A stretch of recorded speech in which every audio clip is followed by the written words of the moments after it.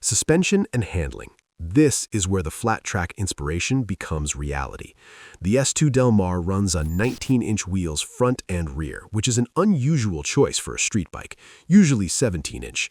In my experience, this makes the bike feel tall and commanding. You can see over traffic easily. However, the suspension is stiff. On smooth pavement, it corners on rails, inspiring massive confidence to lean it over.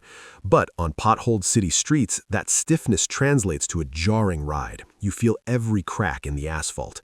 If you're riding aggressive trails or imperfect roads, your lower back is going to know about it.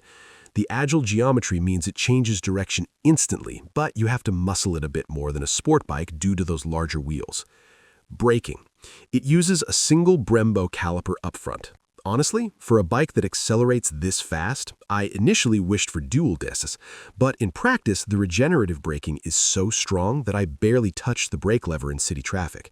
When I did need to stop hard, the Brembo bit well, but the real stopping power comes from the motor dragging you back when you let off the throttle.